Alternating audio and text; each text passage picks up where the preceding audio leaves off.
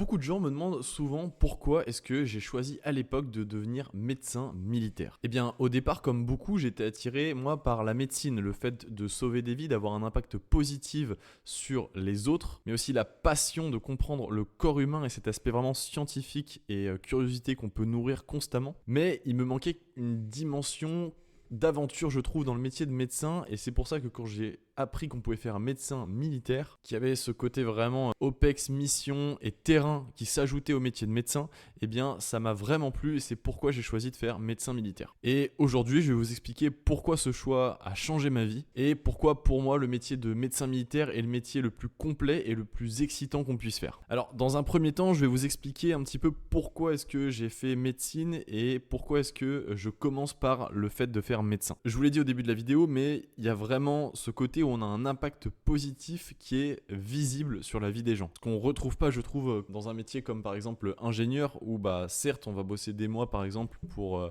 incurver un peu plus une aile d'avion, et ça va permettre de faire des trajets beaucoup plus facilement, beaucoup plus rapidement, et donc du coup bah indirectement ça va impacter la vie des gens.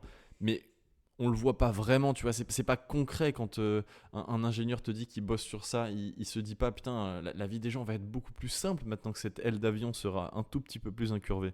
Alors que quand tu es en stage et que bah, par exemple tu es aux urgences et que littéralement tu recouds un mec, je vais vous mettre deux photos de avant et de après d'un stage que j'ai fait à l'hôpital l'année dernière, bah là tu as vraiment l'impression d'avoir fait du bien à quelqu'un, de lui avoir rendu service et de lui avoir rendu sa jambe surtout. Et puis même le fait d'être pendant 10 ans en études pour quelque chose, c'est pour comprendre vraiment quelque chose de complexe, le système le plus complexe que la Terre nous est offert, c'est le corps humain. Vraiment, moi j'aimais beaucoup les mathématiques et la physique-chimie parce que j'aimais comprendre des systèmes.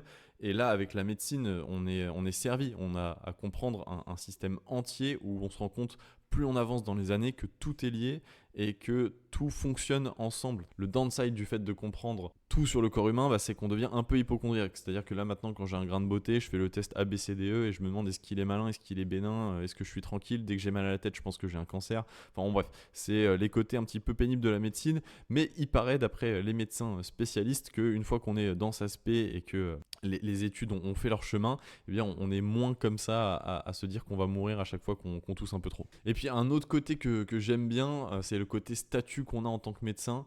Alors pas forcément pour la frimer, mais je vais beaucoup prendre l'avion quand je serai médecin. Alors désolé pour la planète et l'environnement. Juste s'il y a un malaise dans l'avion, en fait, que je puisse dire laissez passer, je suis médecin. Et voilà, ça me ferait kiffer. Bon, après, c'est une blague, hein, évidemment, c'est pas pour ça que je fais médecin. Mais je trouve ça sympa, étant donné que j'ai un membre de ma famille qui est médecin. Pas de ma famille directe, mais de ma famille indirecte. On était au ski, il y avait quelqu'un qui a fait un malaise, il a pu dire laissez passer, je suis médecin. Je trouve ça marrant, c'est le statut de médecin, c'est toujours impressionnant. C'est pas pour ça que je fais médecine, mais c'est un point positif en tout cas qu'on retrouve quand on est médecin. Et puis après, un des derniers aspects qui est beaucoup plus important, c'est le contact humain. Quand on est médecin, on rencontre vraiment des gens de tous les horizons. Là, je vais reciter mon stage aux urgences. En une dizaine de gardes, j'ai vraiment vu de tout et j'ai pu parler à chaque fois à tout le monde. Ce qui est bien, moi ce que j'aime bien dans les prises en charge, c'est découvrir la personne, découvrir ce qu'elle aime, qui elle est, puis m'intéresser à quelqu'un de nouveau en fait. Tout simplement, moi c'est quelque chose qui me plaît. Il faut aimer parce qu'il y a des gens qui ont une batterie sociale qui est très faible et qui n'aiment pas aller vers l'autre. Moi c'est quelque chose que j'aime beaucoup et donc quand je suis en stage à l'hôpital ou même dans la vie de tous les jours, j'ai plaisir à prendre contact avec les gens et apprendre à les découvrir et ça c'est un côté qu'on retrouve vraiment en médecine. Et ça, bah, c'était mes motivations quand j'étais en terminale au lycée, mais ça me suffisait pas. Vraiment, à l'époque, je voulais pas juste être médecin, hein. Maintenant, c'est le cas, mais à l'époque, je me voyais pas être médecin civil et c'est pour ça que après avoir raté une première fois mon concours, j'ai pas fait passe pour aller dans le civil et après me dire que je vais faire le concours collatéral. J'ai fait prépa parce que je voulais ce concours et que je voulais intégrer l'école en première année et pas faire médecin. Ça peut paraître un petit peu contradictoire maintenant, mais à l'époque ça me suffisait pas, il me manquait cette dimension vraiment aventure et exploration et j'idéalisais je pense un peu trop le métier de médecin militaire en me disant que j'allais vraiment être avec un couteau dans la jungle à devoir taper dans des lianes avec une seringue et un kit de suture pour recoudre les soldats qui seraient derrière moi et qui se feraient croquer la jambe par un crocodile. Donc ouais, il y avait ce côté, on va dire, aventure et puis inconnu dans le métier de médecin militaire qui était très excitant, et c'est pour ça que je voulais absolument faire médecin militaire. Donc du coup, maintenant j'en viens au fait de pourquoi faire médecin militaire, quelles étaient mes motivations à l'époque, ce qui me poussait vers cette voie-là. Déjà parce que, je me vois pas faire juste militaire.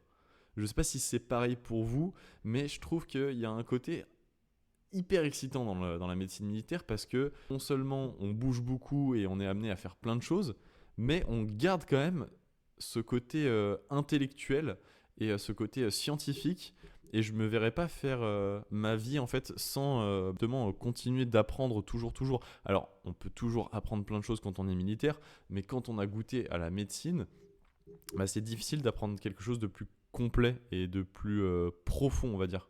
C'est possible, mais du coup le métier de médecin militaire propose les deux, donc je me voyais vraiment pas faire juste militaire, mais vraiment médecin militaire. Ensuite, donc pourquoi faire médecin militaire maintenant que je savais que je voulais pas faire juste médecin ou juste militaire, mais vraiment les deux? Eh bien c'est parce que j'ai toujours entendu, et puis j'ai pu le confirmer avec les discussions que j'ai eues, par exemple lorsque j'étais en préparation militaire initiale avec le médecin de l'antenne médicale du 1er régiment de Spahis, chaque carrière de médecin militaire est unique et on peut vraiment se faire sa propre carrière, la modeler en fait en fonction de nos envies quand on est médecin militaire. Et vraiment tous les médecins militaires que j'ai rencontrés, et ça je vous le dis même après avoir été à l'école, chaque carrière est unique. Il y a vraiment une diversité de carrières et d'opportunités quand on est médecin militaire qui est énorme et hyper riche. Ensuite, il y a le fait que quand on est médecin militaire, on est associé au service de santé des armées, qui est un service interarmé. On n'est pas ni dans la marine, ni dans l'armée de terre, ni dans l'aviation militaire, enfin dans l'armée de l'air et de l'espace, pardon,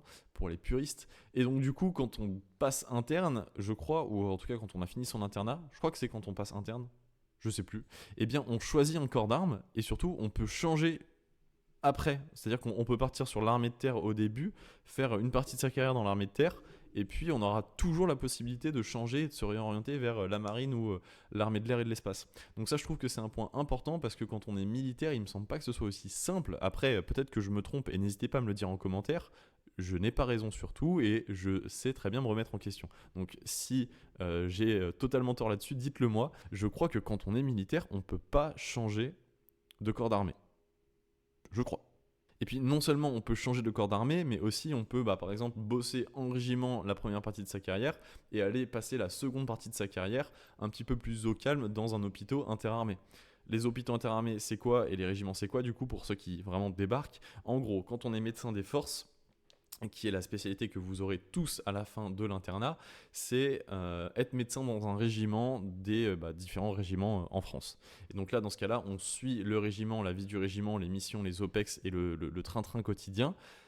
Et ça, c'est la majeure partie des médecins militaires.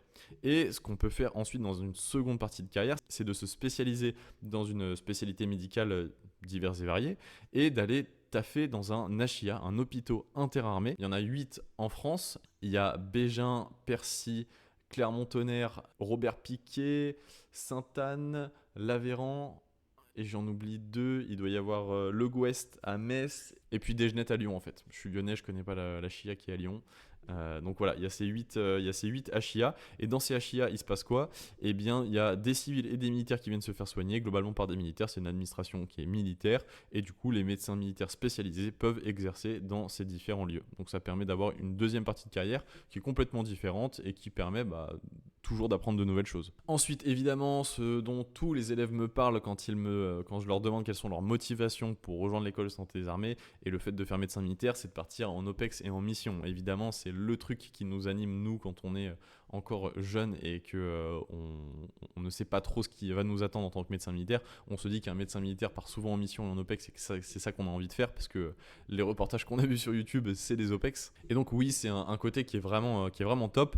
Alors par contre, n'idéalisez pas trop ce côté-là, hein. On part pas tout le temps en mission ni en OPEX, mais en tout cas, oui, c'est bien ça, on peut partir en OPEX quand on est médecin militaire, on suit son régiment, on suit ses hommes, et ce côté-là de suivre ses hommes quand on est au régiment et que tout va bien, bah, c'est cool, mais après les suivre quand on est sur le terrain, bah, je trouve que ça apporte vraiment encore plus une dimension intéressante où on est vraiment bah, quasiment une famille. Et puis le médecin militaire en OPEX, des retours que j'en ai eu, c'est vraiment la personne qui est là pour être l'épaule et l'oreille attentive des militaires qui sont présents. C'est-à-dire que c'est à lui qu'on va se confier, c'est vers lui qu'on va aller quand ça va mal, et on va vraiment être le papa ou la maman du régiment, dans le sens où on va prendre sous notre aile les plus jeunes militaires qui vacilleraient un petit peu. Voilà, donc on est vraiment celui à qui l'on se confie.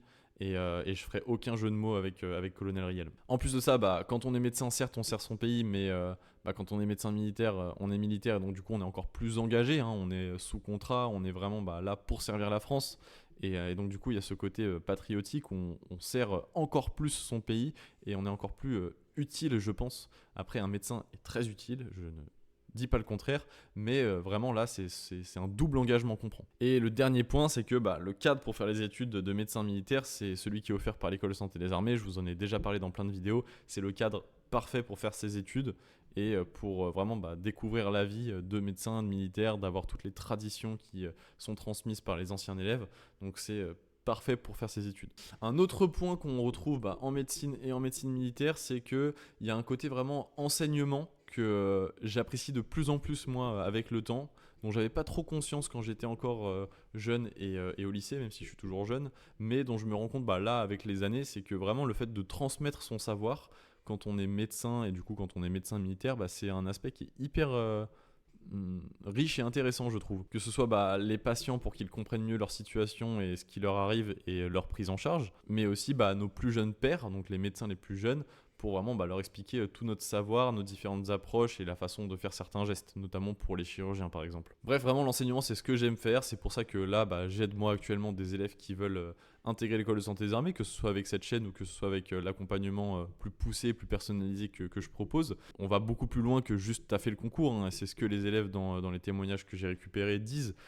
Ils ont pris confiance en eux, ils sont vraiment bah, au courant de tout ce qu'il faut sur le point de vue culture militaire, culture médicale. On a vraiment mis une discipline de travail en place et donc du coup bah, c'est quelque chose qu'ils vont garder toute leur vie, que ce soit dans leurs études de médecine ou même après. Et donc moi je suis vraiment fier de pas juste leur donner des cours de maths, de physique, de SVT, de français, d'anglais et puis leur donner les 2-3 tuyaux pour les oraux. Vraiment, c'est un accompagnement où je les prends par la main et je leur donne en fait tout ce que je sais, hein, tout ce que j'ai appris en médecine, tout ce que j'ai appris à l'école de santé des armées, tout ce que j'ai appris en faisant ces 2 concours. Bref, voilà, c'était tout. Je vous ai parlé des témoignages vidéo. C'est quelque chose qui peut-être peut vous rassurer ou peut rassurer vos parents. Tous les élèves que j'ai accompagnés m'ont fait un témoignage vidéo que je montre bah, en toute transparence quand vous prenez l'appel avec moi pour vous montrer bah, ce qui vous attend. Donc n'hésitez pas. Vous savez maintenant que c'est vraiment très complet et que ça touche vraiment les écrits, les oraux, mais bien plus en fait, tout ce qu'il faut pour qu'un étudiant réussisse ses études. Si ça vous intéresse et que vous voulez vraiment maximiser vos chances, mettre toutes vos chances de vos côtés, prenez un appel avec moi, c'est gratuit. Si ça vous correspond pas et que je peux pas vous accompagner, moi je vous le dirai. Et puis si ça peut vous aider et que je peux vous assurer une place, eh bien je vous le dirai aussi, on en discutera et ça se fera très très bien. Ne vous inquiétez pas, le lien en description. C'était Maxence sur une vidéo par jour au mois d'août. Abonne-toi, like. Je te dis à demain pour une nouvelle vidéo. Ciao ciao.